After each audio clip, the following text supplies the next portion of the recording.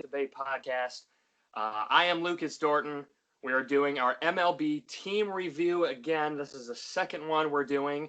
And Kevin Harris, once again, is joining the show, our resident Arizona Diamondbacks fan. Kevin, how you doing? I'm doing all right. How are you? Just thanks for having me.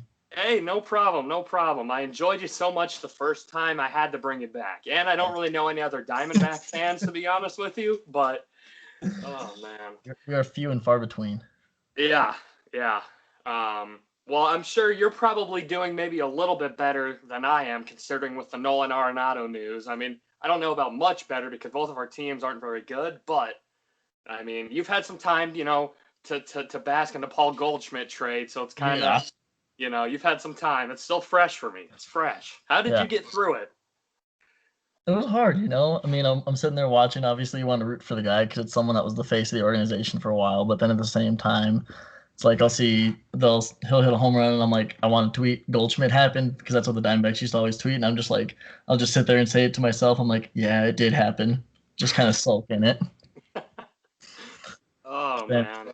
We had that, and then to pile onto that last year, kind of the whole fire sale, getting rid of Archie Bradley was a big thing for both my brother and I, who were big Diamondbacks fans. Like, he was like an energetic pitcher. Won't bring up what happened with the Rockies, but it's okay. Hey, you do you. If you want to, it's your show. You can bring it up if you want to. But he was the guy that he was always fun to watch. He just brought a big fire to the team. So seeing him go to the Phillies, it's like you're happy for him. You want him to go compete for a World Series and wish him nothing but the best. But at the same time, you're like, oh, these are the guys like I really, really like watching play. And it's like now they're not playing for my team anymore. So just kind of getting used to the dynamic, getting used to the new guys, little things like that. Yeah. Sure. Well, I guess let's get into it. We'll start talking about last season for Arizona. I think when you came on the show last year to predict how last season was going to be, I think you and I both thought that the Diamondbacks had a chance to be one of the biggest sleeper teams in baseball. And obviously that was kind of with assuming there was going to be a full season. They only ended up, playing the 60 games, so they didn't play a full year. But finished 25-35, finished last in the NL West. So a little bit of a change for how we both thought they were going to be. Yeah. So, if you can summarize what all went wrong for Arizona last year. I mean, you get Madison Bumgarner. I'm obviously excited for that off the get-go. Like, okay, cool. Like, finally made a big move, big splash, and then nothing from him. Bullpen was just subpar at best, other than Archie Bradley. Guys weren't hitting well, other than Ketel and Peralta. There's no supporting cast. You'd get sparse hits every now and then, things like that. It just, I don't know, didn't look like the team was having fun. Looked like they were frustrated. You see some of the interviews after the games, like they were just kind of whatever about it, which, I mean, to an extent, I'm like, okay, you're playing in front of nobody, trying to get into it. Sure. Already off to a poor start. And then I think they had a stretch, though, in the middle of the season, right around the trade deadline, where they, like, won something like 10 out of 12 or something. I was like, okay, cool, this is the team I wanted to see. And then it was just straight down from that. Yeah. So it's like you can imagine they finished off 25-35 and they had that 10-win streak. So outside of that little moment of time there was not much to root for, unfortunately. Wins were tough to come from. Yeah. No, I feel you there. The Rockies started off the season as one of the best teams in baseball and only won like 26 games. So, it's tough to watch. But, I definitely had a lot of high expectations for Arizona, especially how they finished the season before just, missing out on the playoff spot. It's tough because, like, I don't think you can really boil it down to one thing, because at the end of the day, it's one thing isn't gonna, ruin your season or make your season. But, if you have to say the hitting, pitching, injuries, is there one thing that maybe just kind of was above all the other ones? I would say, like, situational hitting. There were a lot of times it was guys with runners on base and then just a ton of strikeouts, bad at bats, like little things like that. It's like something like me noticing that, someone who used to play baseball, I'm like, dude, just do a little job, get one run in, and it's like it seemed like just the whole game they were just couldn't scrape across that one run, and it was just untimely hitting, very sparse, things like that. How much do you think they missed Paul Goldschmidt there? Obviously, he'd kind of been away for a little bit. So, I mean, it's not like he was fresh gone, but I mean, that's a big bat in the middle of the lineup that they didn't have there. Oh, it was, and it's you got Christian Walker and Eduardo Escobar who still like kind of stepped into a similar role, Right. but obviously you're not replacing your Paul Goldschmidt. Sure. So it would have been nice to have Marte at 2 and then Goldschmidt at 3, have him follow up, and then with the Peraltas and the Walker and the Escobar behind would have been nice to have, but that's what it is. You got to do with what's in front of you. Exactly. You can't do too much more. So, Torey Lovullo, he's had some success since he's been here as the Diamondbacks manager. Yeah. Obviously, a rough season last year. Do you think management is like, you're on the hot seat, or do you think they kind of wash this season aside and look at what he has done in the past, which he has been very successful? Yeah, I think you got to look at everything in the big picture, just because, last season was the abridged season, just completely different for everybody. I'm not giving the team any excuses, but right. I mean, guy had one bad season.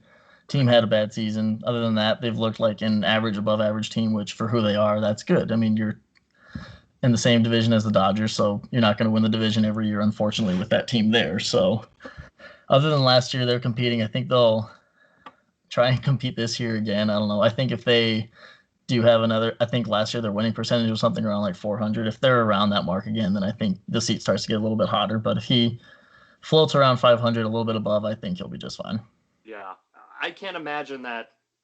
I do think if Arizona had a full season, I don't know if they would have made the playoffs, but I think it would have been a little more interesting, and games would have been probably, a little more exciting to watch because they probably meant more versus a 60-game season. It's hard to get that invested that quick and then to fall right off the balcony there. Exactly. It's one of those things like you feel like in a long season, Mad Bum would become Mad Bum eventually. Sure. So I guess we can move into the off season for Arizona. We kind of talked a little bit before, pretty quiet, nothing too exciting happened. Obviously, Archie Bradley, signing with the Phillies was probably the biggest thing that didn't happen to Arizona. But do you think that they still may be in the running for someone? It's February 1st. Do they go after a Trevor Bauer type guy? I don't think they need starting pitchers. So I mean, obviously, I would not complain about getting Trevor Bauer somehow, but they need to replace Starling Marte somewhere. So I don't know if that's someone within. They have a decent amount of prospects from both the Greinke trade and the Goldschmidt trade still. So, which the Greinke trade still hurts. Probably he was fun to watch. Oh yeah, I still love watching him. But oh yeah, as far as like a big splash, they've never really been a big splash team. Like that's why when they got Mad Bum, I was ecstatic just because it's like, oh my goodness, my team made like a big deal. Mm-hmm. So I wouldn't expect them to do anything, but yeah. I guess that's just the pessimist in me with them signing people. Well, I mean, you see a pattern that go on throughout the years, and as with the Rockies, it's the same exact thing. You don't do something for so often amount of time, you just kind of expect that that's not going to happen. Exactly. So I definitely feel you there on that one. So I guess as far as free agency, nothing probably is going to be happening there. Is there some prospects maybe to be excited about that Arizona might be bringing up this year to help the team out? There's a few in the pitching department. Hold on, give me just a second. I'm trying to look. There was one. I forgot his name off the top of my head. Sure. Corbin Martin is going to be one. He's the number 6 prospect in the MLB pipeline. He's one that should be excited to look out for. And then other than that, they got – I'm trying to look it up real quick. See, this is how – I've been so out of it with how they were last year that I'm like – I don't blame you. It's tough. So, but we'll have to see. They got young starting rotation, so that'll be nice. See what Gallen does after his monster year last year. Yeah. So really hoping he can go forward with what he did and just move on from there. Right. Yeah, no, he definitely is a guy that I don't know. Obviously, you're going to know more about him than I would, but was he somebody that you expected last season to kind of perform as well as he did? As well as he did, no, but you had seen glimpses from him in the past, and then just talking to my brother about him, you're like, yeah, this guy's going to be a gamer, and he's going to be good, and he without a doubt showed that. You saw it in those first few starts where it's like, I think he didn't allow more than 3 runs till sometime in July or whenever it was. So he was playing at an unreal level. It was fun to see. Luke Weaver also is one of your pitchers that you have too. He was kind of one of the bigger names that you got back from the Paul Goldschmidt trade. He, from what I've seen, it seems like some starts he'll look like he's worth it, and some starts it's kind of rough to watch. Exactly. So, what is your thoughts on Luke Weaver, and what can you expect from him going into next season? I really like watching him pitch too. I think the lows are obviously pretty low, but if he can get just a little bit more consistent and pitch at the level that he does when he's throwing well, he's a really good pitcher. He has some really good stuff to mix in, just manages games really well. He's someone that's fun to watch, and I think he'll have assuming the offense can pick it up, I think his win-loss will be a lot better this year than it was last year. Sure. Yeah, I mean, I'm expecting a lot from him, and I think he really can be a solid young pitcher. And then, I'm just looking at the Arizona Diamondbacks depth chart now, how they have it as of today. Right now, they have him as the fourth starter. Seems about pretty accurate to where he might be, but if you can get, some quality starts, 10, 11 wins, 3.5 ERA from him, maybe even closer to 4, I think he'd be okay with that. Yeah, exactly. Absolutely. And then one other guy to look out for, just the Merrill Kelly. He's always someone that's going to be solid. I like watching him pitch as well. Yeah. Sure. Okay. Yeah. Nice name to watch out for. First base, they have Pavin Smith as your starting first baseman. No Christian Walker. What do you think about that? Is that going to be accurate? I think it's got to be Walker. Okay. Unless there's something that I'm totally missing. Yeah. Okay. Let's see. Kettle Marte at second base. My opinion, one of the best underrated hitters in the game. No one talks about him ever. I would agree. I wouldn't be surprised if he shifted out to center field without Starling now. Okay. And then just depending on who they want to put out in the outfield now, whether they're like Timmy LeCastro, Dalton Varsho, one of those guys. I'm not totally sure. Okay. Yeah. Depends which direction they want to go with it. Yeah. So if they were to put Marte out in center field, is there a guy that you think that would kind of shift it to the second base spot, or do you think they'd kind of platoon that position a little bit? I think it might have to be kind of a platoon kind of thing. Maybe I want to say maybe throwing Andy Young there, but I'm not totally sure. I like having Ketel at second more, and then I'm just a big Tim LeCastro guy, so I would love throwing him out in left field, and then just kind of going from there. I remember you saying last season when he came on the podcast that he was kind of your player to watch going into next season. Now, how did he perform? Did he do all right in the games he played? Not too well. Okay. I don't know if it's that off the top of my head, but I'm pretty sure it was somewhere around 200 for batting average. Well, defensively, stole some bases, things like that, but nothing to be excited about. Okay.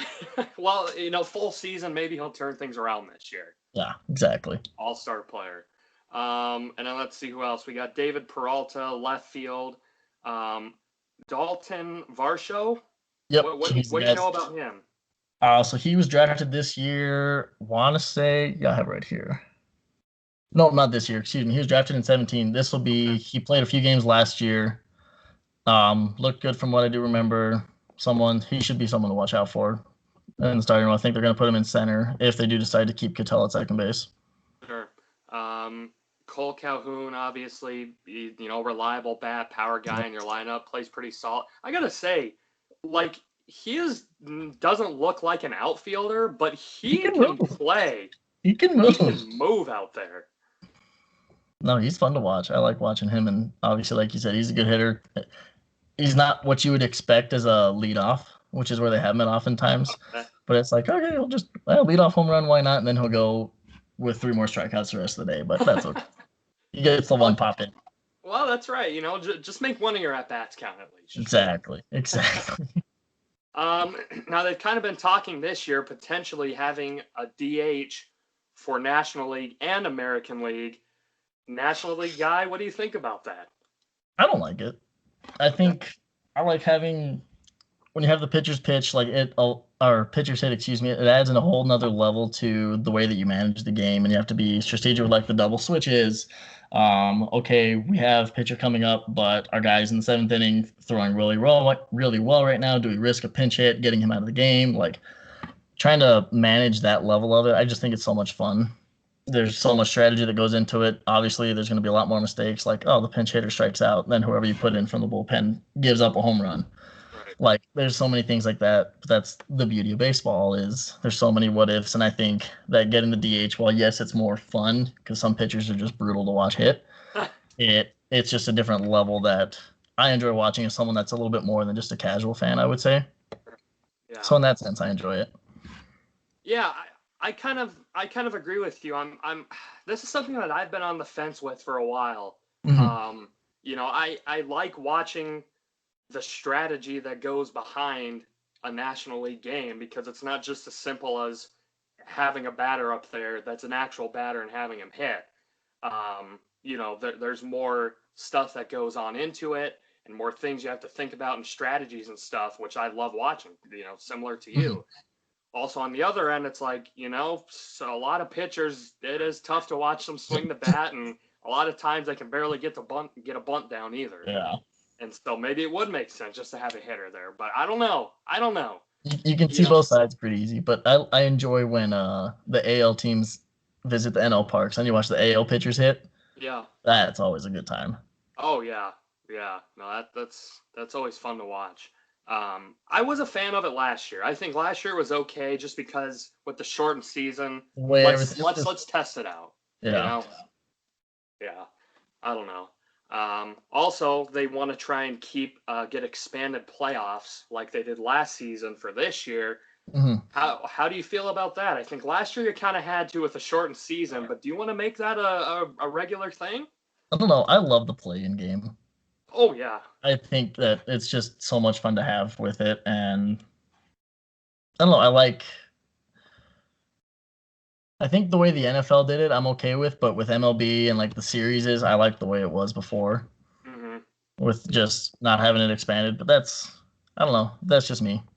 Yeah, no, I agree with you. I kind of like the more traditional, kind of how they've been doing it recently. Like I said, obviously last year you kind of had to with COVID and everything going on, but not really sure who the players were. Right. So yeah, I mean, I wish I had more stuff to talk about with Arizona, but there really wasn't a whole lot going on with them. So I guess we can try and get into some predictions for next season. How do you think they're going to do? I believe it's going to be a full 162. How are they finishing? Realistically, I think they'll probably finish a little bit below 500. It's unfortunate for them. Not so much just the talent of the team, but just they have to play the Dodgers and the Padres, which are two of the top three teams in the MLB on paper. So having to play them repetitively is not going to be good for their win-loss. They might be able to steal a couple from them that they shouldn't win, but for the most part, those teams they're just better, so they'll win more games. Right. But it's maybe if they're in a different division or don't play those teams all the time, they might squeak by a little bit above 500. But I think if they finish if they get to 80, I'll be happy. Okay, I think you have to be okay with 80. Yeah, you definitely have to be okay with that. As long as we're not in the 60s. As long as we're not in the 60s, I'll be happy. Well, don't worry. The Rockies will probably be in the 50s, so you don't got to worry too much about that. Oh man, tough. So who are some players? You kind of mentioned a couple names maybe that people don't know about, but you being obviously the Diamondbacks fan, the main guy here, is there any other names that maybe people don't know about, names they don't know about that they should maybe look out for this year? I love Nick Ahmed. Watching him as a defensive specialist at shortstop, he makes some incredible plays that he'll get overshadowed just because he's not the Tatis, he's not the Javier Baez, he's not the Nolan Arenado, which granted those are all extremely talented players, but he can't hit as well as them, so he doesn't get more of the attention. But just watching him, he won another Gold Glove. He's multiple times doing it as a shortstop. Like dude's a baller. So anyone to watch, especially if you can appreciate nice backhanded play, turning sweet double plays, like he's someone to watch, and he's fun to watch. I feel with Nick Ahmed that obviously, like you mentioned, has a couple Gold Gloves, one of the best defenders in the game, especially at the shortstop position. But for whatever reason, his name is not a name that I just don't hear him. No. And it's not for lack of performance. Is he the best hitter in the world? Probably not. He holds his own. But like defensively, he should be mentioned up there every year with the better of the teams. But he doesn't. I don't know why. That just comes from being the big fish, little pond in Arizona. I feel you there. I feel you there. So let's just assume, comes around the trade deadline time, Arizona, let's just say they're not really competing for much. Are they going to sell? Do you think they get rid of more guys, or do you think they're going to try and keep what they have and try again next year? Well, what does Arizona typically do when it comes around that time?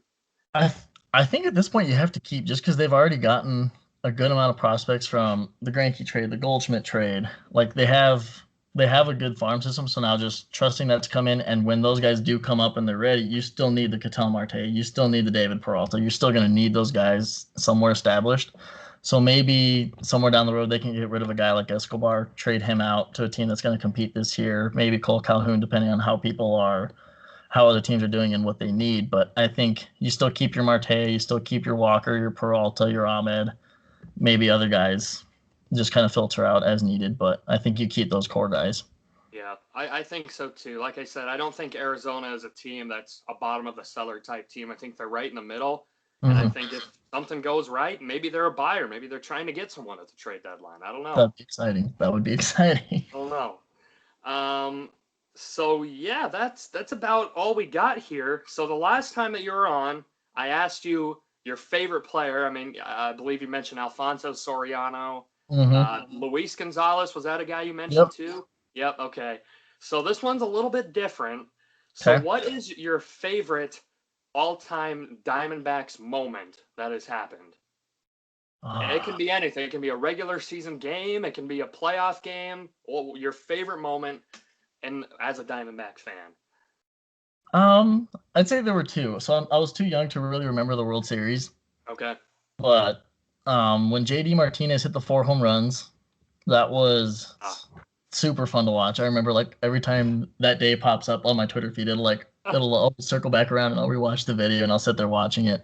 And then just the Archie Bradley triple, I will never forget that moment. Like that was cool. I was exciting. It's the first time that I can really remember that the team was doing really well and like gonna win a playoff game and had this big push and a lot of hype behind it. Yeah, so, I won't forget that either. I won't forget that either. You were sitting right next to me watching me scream my lungs out. Yeah, I was there. Yeah, it was a fun game to watch. Duden was there. Jeremy, I think Brady Bradley. Yeah, there was a nice crew. Oh yeah. Yep. Yeah, I had to sit there and take it. There's nothing I could do. It was one of those games that going into it though, the final score was like 14-12 or something. Yeah, it was a high scoring game. It's like Corbin was out of the game after 2 innings. Greinke only threw 2 innings. Robbie Ray threw 2 innings. Like it was just, I was not expecting that. The one thing I remember early on, John Gray hanging the curveball, Goldschmidt just smashed, ruining that ball, ruined it. But okay, so it's like you think about it again, going back to the designated hitter thing. If the Diamondbacks have a DH there, and Archie Bradley's not hitting, who knows what happens? That's a good point. That's a whole different outcome of that game there, but it might be because, Pat Neshek's going in pitching thinking, okay, I've got the reliever coming up. Let me just pipe a fastball right down the middle. He's not going to do anything to it. But if he's going up against an actual hitter, does he pitch to him differently? Yeah, probably. That's a good point. Little things like that, yeah. Yeah. Well, man, maybe we should have the designated hitter rule. I don't want to see that happen to me again. And then what is your all-time favorite? This one's going to be a little bit harder, but just Major League Baseball moment. So not really Arizona Diamondback, just the coolest thing that you have seen. That one's a little bit tougher. I think watching Derek Jeter's last game at home when he hit the walk-off, the single to right center, wherever it was, like you couldn't have planned out a better ending for him. He's someone that he was the reason I wore number 2 throughout high school, played shortstop. Like he's the guy, he's the captain, He's someone that you always watch. And then a storybook ending like that, it gave me chills, and I was like, I had zero interest in the game. I'm not a Yankee fan. I couldn't care. Yeah. But there he was doing what he did and just seeing his smile and like the whole team around him. And I don't know, just the way you envision someone that's you want to root for, that you want to look up to, and it's Derek Jeter. It is. I'm with you 100%. The Yankees are a team that I'm never going to cheer for my entire life, nor have I cheered for them in my entire life. But regardless of the situation, you have to give all the respect in the world to Derek Jeter, and that was really cool to see his last game. Yeah, walking off. I mean, two Oh yeah, teams that I could care less about, like you said, but it was cool to see. that's it. I Favorite think pitching? Yeah, go ahead. Go I was ahead. gonna say a close second there is the Batista home run, where he Oh, throws his bat like complete total opposite end of the spectrum. You would never see Derek Jeter do that, but my, there's just something about it. He just smacks the ball, and you know exactly what's going through his mind. It's mhm. like me playing ball. I've seen Nick Caldine throw his bat high, and just watching that happen, I was like, it's like I know exactly what his teammates are feeling right now, and Yeah, it was fun to watch. Oh yeah, that entire game honestly was probably one of the most exciting baseball games I have ever watched. I could care less about the Toronto Blue Jays and the Texas Rangers. I could care less about them. But in that moment, it felt like I was like in the stadium and was pulling for Toronto and after it's he like hit that home run. I mean, holy crap.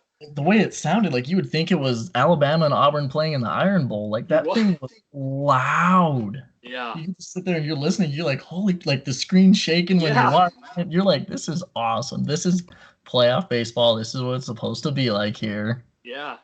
Yeah. Yeah, that was fun to watch. That's a good one. I don't Yeah. know why I didn't think about that for me, but I really like that Yes, one. one of those. I was still kind of running them through after I said the Jeter one because the Jeter popped into my head right away. I'm like, that was fun to watch too. Yeah, yeah. Favorite Bethany baseball moment that you had in your career? Winning the conference championship. Yeah. Oh yeah, by far. It was.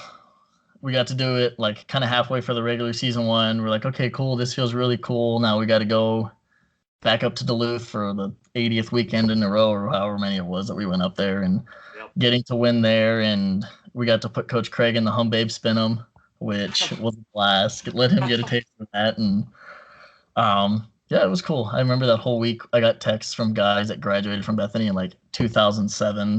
That's Never awesome. knew who I was. I never knew who they were, but they're like, hey man, that's awesome. Like, this is who I am, blah, blah, blah. Like, heard what you guys did. Coach Craig gave me your number, yada, yada, yada, things like that.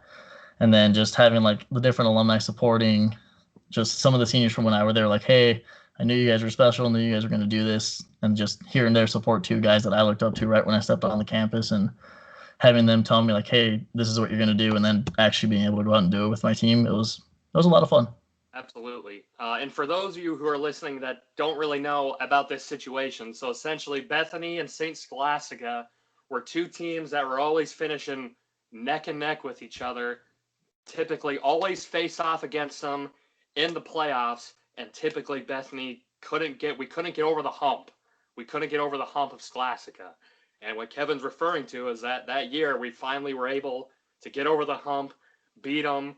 It's like the Yankees losing in the World Series to the Diamondbacks, right? The Yankees had all these years of winning, and Bethany, we came along and won. So that was really cool to be able to witness that and be a part of that on not as a player but watching from the outside. That was really cool.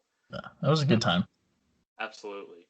Well, we're at the end of the show now, a little bit quicker than typically what we're looking at for podcast lengths. Mm-hmm. But is there anything else, Diamondbacks wise, MLB wise, sports wise, that you want to bring up and mention or maybe talking about? I got a couple things. So one is like I hope that we're able to have a full season, and I hope that fans are able to get in. I'm hoping by the time September, October rolls around that they're at least at like 75 capacity, 75%, or like something more than just the 25%. Mm-hmm. Just because when you are, well, at least I would imagine, obviously my team's never been in it, but it's like you see the city like come alive around sports teams, and like they even did that now when they weren't there. Yeah. Just watching like different cities pull for their team. So I think that's something that the world kind of needs all the time. Helps people stay sane. It's good for the cities around them. So I just really hope that people are taking things seriously and that we get to that point where we're able to get there. And then secondly, it's if you're a casual baseball fan and want to like fall in love with the game, watch the Padres play. Yes. If you want to watch a team that's energetic, has fun, and they're very good at what they do, watch the Padres play. And then wherever Trevor Bauer goes, watch him pitch. Yes. If you're someone that's like, oh, the games that end up 1-0 are so boring, watch Trevor Bauer pitch and you will change your mind on that. Like when you see someone that's that good at their craft and they just absolutely dominate, professional hitters make guys like Mike Trout look silly. Like you want to pay attention, and it'll get you falling in love a little bit more with it. I know it's not the flashy, lots of home runs, lots of points, cool, but you get a greater understanding of it. So little things like that. And I'm really especially, well, both of those things, I'm glad you mentioned them, especially the second one too. I feel that we're shifting into a stage in baseball where having fun is okay. It's okay to have fun. Finally. Whereas years past, hit a home run, put your head down, just go around the bases. You strike someone out, just walk, jog to the dugout. Mm-hmm. Yeah. And I'm glad that you mentioned that, because we're getting into that stage now where you hit a home run, freaking, Jose Bautista that bad. I don't care. You're a pitcher, you strike someone out in a big moment, yell as loud as you want. I'm here for it. I am here for it 100%. I'm glad you mentioned that, because that's exactly that's great. It's like in the end of it, obviously it's to a much greater extent and there's a lot more on the line, but it's just dudes having fun. They're playing a game. Obviously there's a lot on the line for them. They're getting paid millions and millions and millions of dollars, but at the end of the day, they're the most competitive people in the world. They're the absolute best in the world at what they do. And it's like, I don't remember who it was.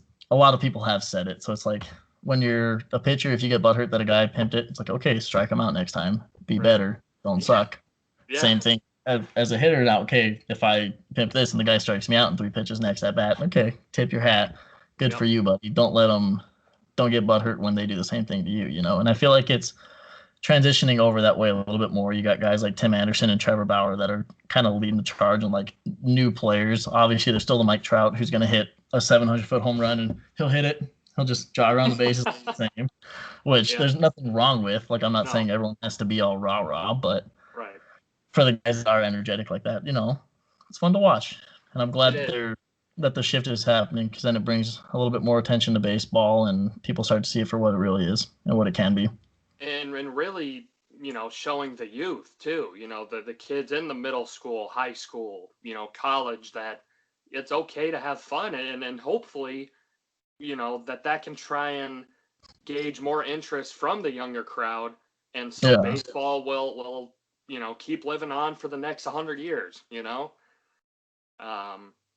that's the hope. That's the hope, at least. Absolutely. And I think it's regaining it all, especially with, you see a lot of the guys, a lot of kids are getting really big into like the drive line, the running guns. Like everyone's like, you see a lot of high school kids now that, like, Nick Caldine is working with, training a lot of high school kids, and he'll have guys like, I had a 15-year-old throw a 90 today, or had a 17-year-old top at 98 or 100 on the running gun. You're just like, what the heck? It's like these kids are going in there and they're getting after it and they're working hard, and you just see the level of play that they're at 17, 18 years old. You're like, holy cow, like the Aroldis Chapmans of the world are going to be a lot more rather than just kind of an anomaly. So it'll be fun to see the shift.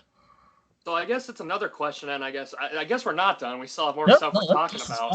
I like it's a good conversation here. No, it is. So I guess that's something then, as someone who has played baseball, their whole life, like you have. Mm-hmm. What is your opinion on kids, like when they're growing up, like in the middle school, high school days? You hear some people say that, they should be playing baseball year round to get that exposure, to get the experience, to train and stuff. On the other side, you have people that are like, have them play during the season that they're supposed to play, and then that's it. You don't want to overtax them, don't want to overdo them. What's your thoughts on that? So I'm really glad you brought this up. This is something, so for those who don't know, I'm currently a physical therapy student, and so we have talked about like kids specializing in one sport versus playing multiple sports, which kind of keys into this as well. And so a lot of what's been looked at with kids, and you see players that play multiple sports, there's less burnout and they turn out to be better athletes in the long run. So it's, if you have a kid that, perfect example, fresh in everyone's mind, Kyler Murray. First overall pick in the NFL draft, 9th overall pick in the MLB draft to the A's. I think it was 9th, something like that. First round pick. You get these extremely talented athletes, and it's when you specialize them like that, the rate of burnout, like, can you imagine being 13 years old?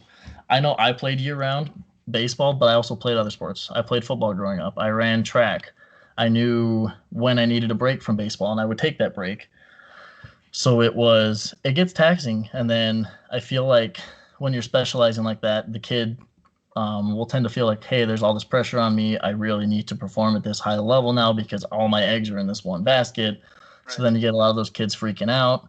But then it's like you kind of see the argument for the other side where if you have a kid that's just not good at any other sport and they're really good at baseball, then by all means play your sport, get as good as you can at it. But just getting kids to understand at that young of an age, like, hey, know how to take care of your body, avoid the burnout as best you can, make sure that whatever coach you're with, if you're someone that has the potential to go somewhere to the next level, not to get overthrown, not to get just completely worked out or overworked, because then injury happens and then yeah, you never get to showcase what you did in all those years of hard work.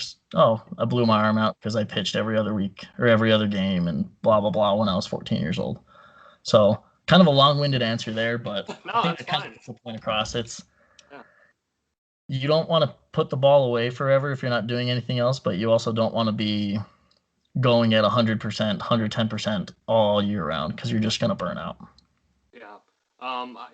Correct me if I'm wrong here, but I do feel that now a lot of the times kids and even, not just kids, but people who are more growing into their bodies and kind of know their limitations.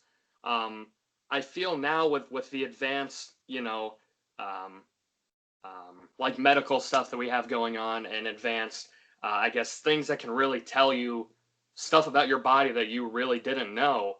I think a lot more people should try and adapt to that. And I feel a lot of people are really stuck in the past where they're like, oh, I know I'm going to throw 100 pitches and then, ice my arm and then that's good and we'll go the next game. Well, now I think, stuff is becoming more aware to how we can better take care of our bodies. And I think that's really important now. What do you think?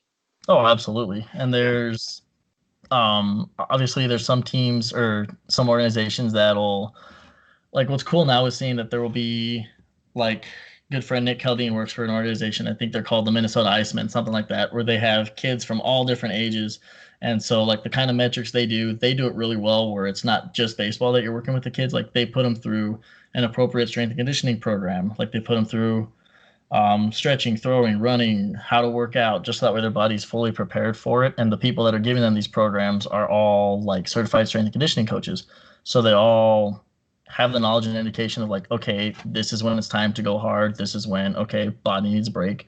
Just because like I've been a kid. I've been 15 years old, you're hot stuff on your little league team, whatever you want to call it at the time. And you're like, no, I can pitch every game like you want to. It's fun. But then having someone that's responsible over you and be like, hey, trust me, take it off this week. You'll be fine if we lose one of these regular season games. Blah blah blah. Getting them to see the big picture, Yeah. teaching the kids like, hey, there's more to it than just this one game right now.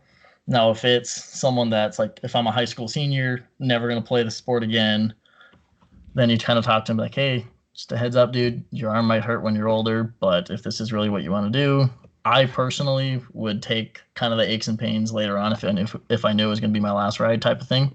Yeah. Right. So just kind of understanding what they got playing for too. And like you said, the medical advancements have gotten pretty high and people are getting a lot better at treating these things and working with different professions and understanding how everything's kind of correlated with one another. So it's nice to see.